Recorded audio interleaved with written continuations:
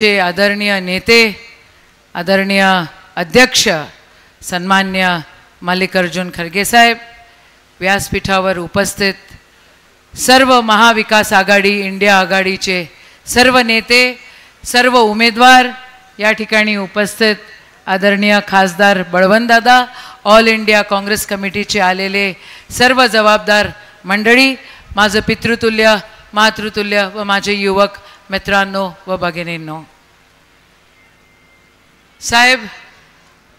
साहेब आज आपण राष्ट्रसंत तुकडोजी महाराजांच्या कर्मभूमीमध्ये जन्मभूमीमध्ये आहोत. आपण गाडगे बाबांच्या निर्वाण भूमीमध्ये आहोत आणि त्याच्यासोबतच आई रुक्मिणीच्या जन्मभूमीमध्ये पण आहोत.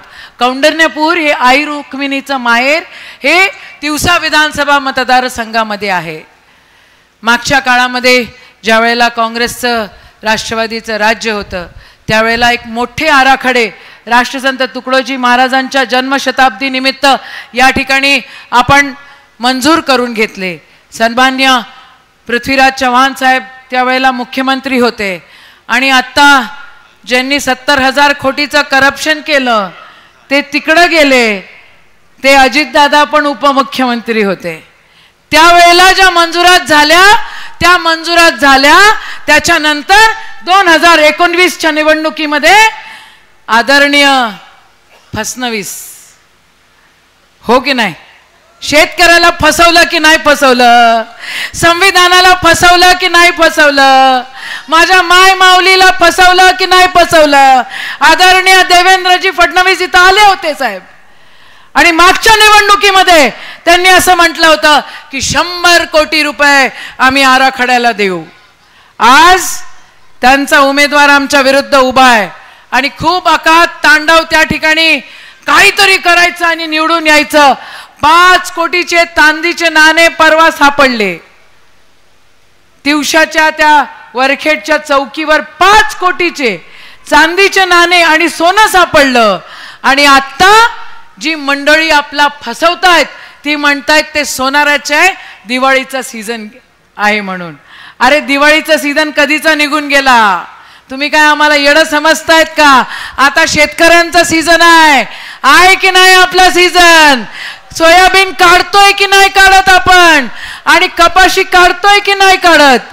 सोयाबीनला भाव नाही साहेब, 3200-3800 असा भाव देत आहेत. काल एक आत्महत्या झाली. आज शेंदूरजना माहुरामध्ये शिवसेनेचे अध्यक्ष तालुक्याचे जिथले आहेत त्यांनी ते आपल्या सोबत आपलं स्वागत करण्यासाठी या ठिकाणी उपस्थित राहणार होते. ते माझ्या जवळ आले आणि त्यांचे डोळे अश्रूंनी भरलेले होते. म्हणे ताई माझ्या एका वहिनीने आत्महत्या केली. मी म्हटलं काय झालं? काल एक आत्महत्या, आज एक दुसरी आत्महत्या. म्हणे खूप कर्ज होतं आणि आता सोयाबीनला भाव नाही, त्यांना सुचून नव्हतं राहिलं काय करायचं आणि त्या वहिनीने आत्महत्या केली. खरं महिला फार कमी आत्महत्या या भानगडीत पडतात. महिला खरं सगळं सांभाळून घेऊन सगळं ओझं उचलण्याचा प्रयत्न करत असतात. पण आज त्या माय माऊलीनी काल खार तळेगावमध्ये, आज माहुऱ्यामध्ये, अरे काय सुरू आहे? काय ही सरकार शेतकऱ्याकडे बघतीये का? बघतीये का? मग आता या सरकारला हद्दपार करायचं की नाही करायचं? राहुलजी आले काल परवा आणि महाविकास आघाडीने इंडिया आघाडीने 5 सूत्री दिली. काय 5 सूत्री आहे? 50% वर आरक्षण हटवण्याचा पूर्ण प्रयत्न करणार. एडतकर साहेब म्हणतायत आमचं कसं? साहेब तुमचा पण प्रॉब्लेम तिथं सॉल्व्ह होईल की? कुठं गेले आहेत ना? तुमचा होईल ना सॉल्व्ह? प्रॉब्लेम होईल. महिलांना माझ्या 3000 रुपये मिळणार गृहलक्ष्मी योजनेच्या अंतर्गत. कारण कर्नाटकामध्ये आज 2000 मिळत आहेत आणि तेलंगणामध्ये 2500 मिळत आहेत. आपल्याला 1500, 15 लाखाचे 1500. युवकांना, माझ्या युवकांना, आपल्या युवकांना 4000 रुपये मिळणार आणि शेतकऱ्यांना 3 लाख रुपयाची कर्जमाफी मिळणार. बरोबर की नाही बरोबर? मग महाविकास आघाडीचं सरकार आणणार की नाही आणणार? की हे जे आत्महत्या करायला लावतायत त्यांना घेऊन येणार? आपलं सरकार पाहिजे की नाही पाहिजे? आपलं सरकार पाहिजे की नाही पाहिजे? शेतकऱ्यांचं, महिलांचं, युवकांचं ऐकेल असं सरकार आपल्याला पाहिजे. साहेब आराखडे झाले, 1 रुपया आम्हाला मिळाला नाही. आणि हा जो प्रतिस्पर्धी आपले आहेत ना, म्हणे मूळचे ते कमिशन बाबू आहेत, ठेकेदार आहेत, स्वतः कबूल करतात मी ठेकेदार आहोत, स्वतः म्हणतात की आम्ही पत्र दिले आणि म्हणून कामं नाही झाले. अरे हरामखोरांनो, तुम्ही आमची कामं करणार नाही तर तुम्हाला ही जनता शिकवेल की नाही शिकवेल? धडा शिकवेल ना. पाणी पुरवठ्याची योजना दिली साहेब, पाणी पुरवठ्याची योजना 8 महिने मुख्यमंत्र्यांकडे फाईल राहिली. 8 महिने ती पूर्ण कंप्लीट व्हायला पाहिजे होती, पण 8 महिने. शेवटी मी सन्मान्य मुख्यमंत्र्यांना म्हटलं, हाय लागेल साहेब, फाईलवर साईन करा. आणि मग साईन झाली. आराखड्यासाठी या बिल्डिंगा आपण तयार केल्या, त्या बिल्डिंगांमध्ये फर्निचरची कमी आहे.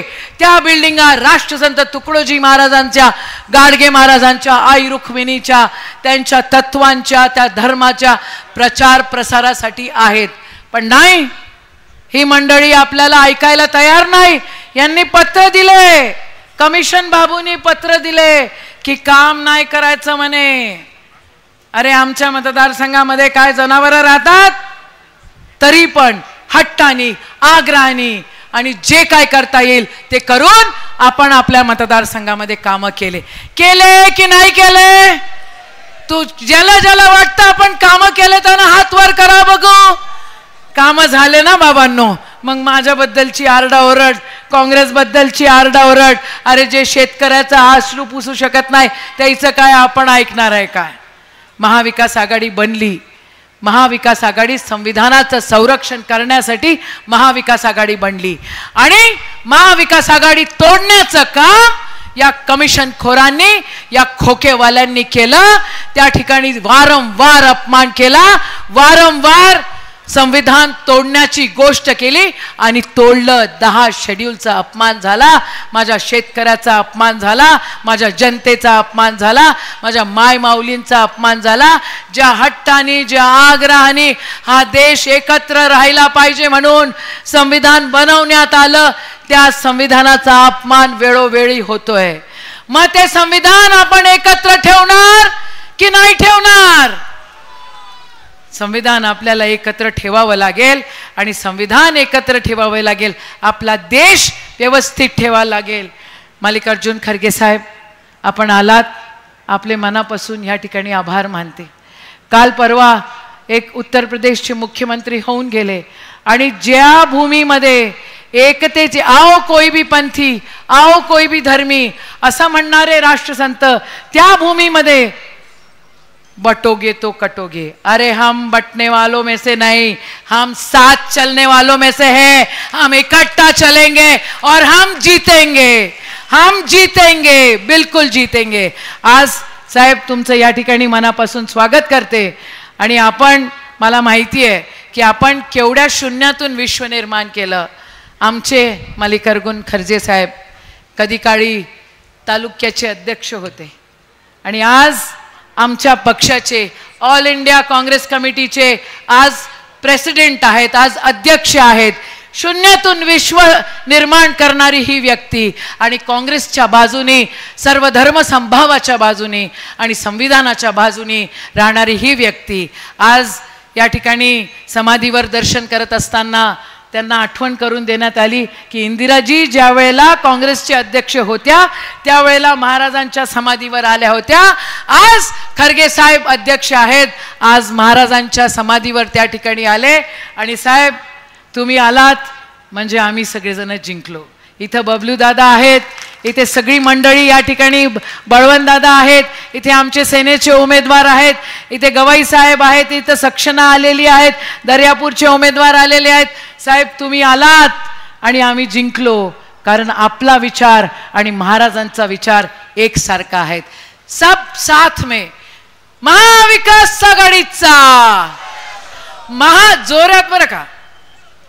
माय माऊली, आपल्याला 3000 रुपये पाहिजे की नाही पाहिजे? शेतकऱ्याला कर्जमाफी पाहिजे की नाही पाहिजे? आवाज जोरात पाहिजे. महाविकास आघाडीचा वरे पंजा, वरे मशाल. महाविकास आघाडीचा. जय हिंद, जय महाराष्ट्र, जय भीम, जय गुरु. खूप खूप धन्यवाद ताई. अत्यंत